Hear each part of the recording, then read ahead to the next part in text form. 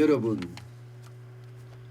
대한민국 경제의 가장 약한 고리가 세 군데 있다고 했습니다. 세 군데. 일단 가계부채가 기본이 된 상태에서 자영업자, 고령자, 지역경제, 여기가 위기의 어떤 끝단에 있다고 말씀을 드렸거든요. 그런데 요즘요, 지역경제가 심상치가 않습니다. 지역경제가 흔들흔들 하고 있는 거예요. 지역경제가. 코로나19 때문에 뭐 예를 들어서 대구 같은 경우는요, 최악의 경제가 지금 실현되고 있다, 이렇게 이야기할 정도예요. 이렇게 되니까 지방은행까지도 지금 위기가 몰려오고 있다, 악재가 몰려오고 있다, 이런 평가들이 계속 나오고 있습니다. 제가 여러분들에게 말씀을 드릴 때 지역경제가 악화됐을 때 가장 먼저 타격을 받는 곳이 지방은행이다. 그리고 지방은행 다음이 저는 제2금융권이다, 이렇게 말씀을 드린 적이 있습니다. 제2금융권이 먼저 타격을 받는 것이 아니라 지방은행이 먼저 타격을 받을 거라고 얘기를 했거든요. 왜냐하면 지방은행은 단위가 크거든요. 단위가. 지방에 있는 제2금융권, 저축은행이나 새마을금은 거기에 비하면 단위가 적습니다. 지방은행이 대출을 가장 많이 해준 게 이게 개인한테만 해준 게 아니에요. 자영업자만 해준 게 아니라니까요. 지방에 있는 영세 중소기업부터 제조 중소기업까지 다 대출을 해주고 지방에 있는 대기업에게도 대출을 해줬단 말입니다. 근데 이 실물경제가 깨지니까 이 지방경제의 연체율이 계속 늘어나고 이익이 감소하고 그러면서 위기가 점점 심화되고 있다, 이런 이야기가 지금 벌써 나오고 있습니다. 저는 이 자체가 앞으로 엄청난 타격을 줄 수 있는 위기가 될 수도 있다, 이렇게 봅니다. 여러분 보세요. 상반기에 6개 지방은행, 부산, 경남, 대구, 광주, 전북, 제주은행, 이게 6개 지방은행입니다. 상반기 순이익 6천억 원이에요. 6천억 원. 와, 잘했다, 이렇게 박수가 나오죠. 그런데 작년에 비하면요, 작년에 한 7천억 원 됩니다. 17.2% 감소했습니다. 17.2%. 엄청나게 감소한 거예요. 시중은행들요, 5대 시중은행 이라면 4조 2천억 정도 순이익을 냈습니다. 감소폭은 14.8%입니다. 그러면 지방은행은 뭐 17.2%고 시중은행은 14.8%니까 지방은행이 굉장히 잘했네, 이렇게 이해할 수 있잖아요. 그런데 이렇게 이해할 수가 없는 게 바로 대선 충당금의 적립률이에요. 대선 충당금은 시중은행들은 상반기에 엄청 쌓았어요. 134.8%나 쌓았습니다. 134.8%. 1년 전에 비해서 16.4%포인트나 높아졌습니다. 지방은행은요 90.6%예요. 오히려 줄었습니다. 1년 전에 비하면 4.1%포인트 줄어들었어요. 대선 충당금이라는 게 뭐예요? 결국 떼인 돈 있잖아요. 떼인 돈을 위해서 내가 미리 적립해 두는 돈이잖아요. 그런데 이게 낮다, 이 말은요, 지방은행들에게 충격을 줄 수 있다는 거예요. 지금까지의 순이익 모두가 대부분 시중은행처럼 늘린다고 생각을 하면 지금 순이익률이 굉장히 낮아진다는 이야기.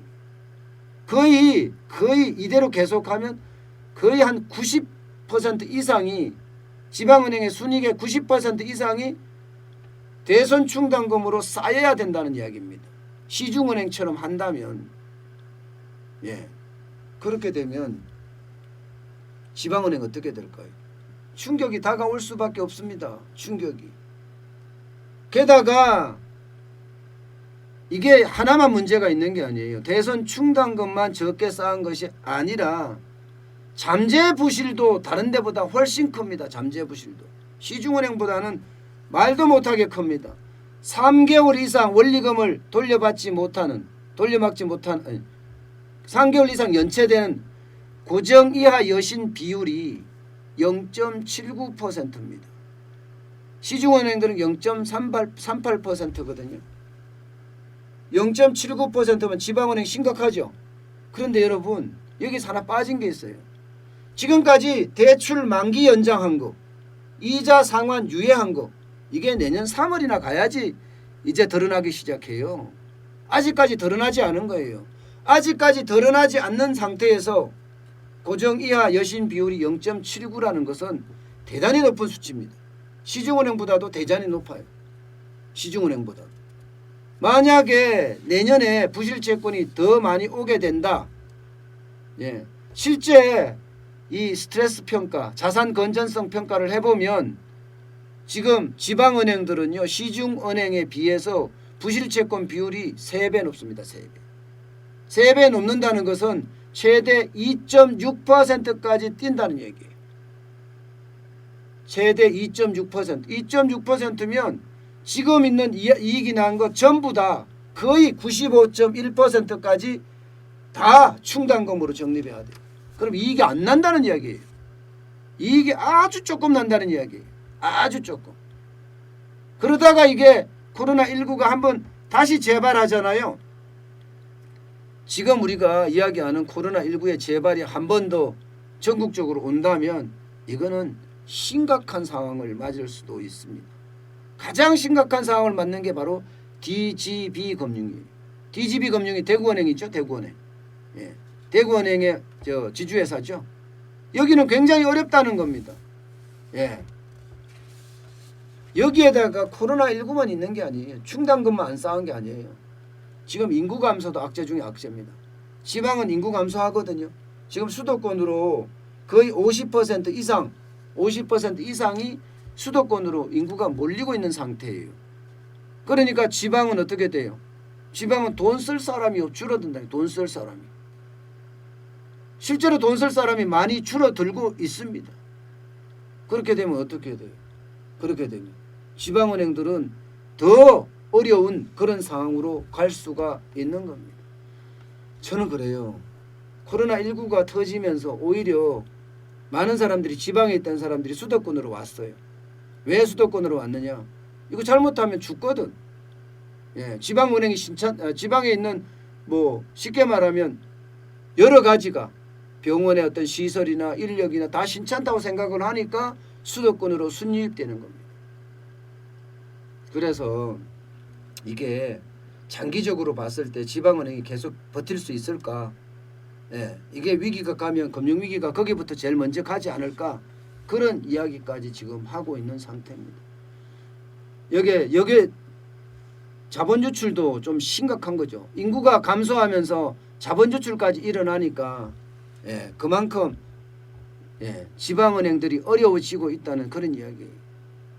지금 부산이나 광주도 마찬가지거든요.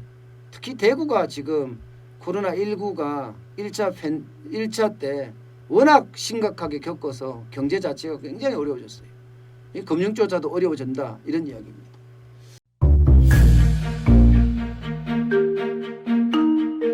세종대왕과 샤넬 넘버5, 벤츠 자동차의 최고급 기종인 마이바흐의 공통점을 아시나요?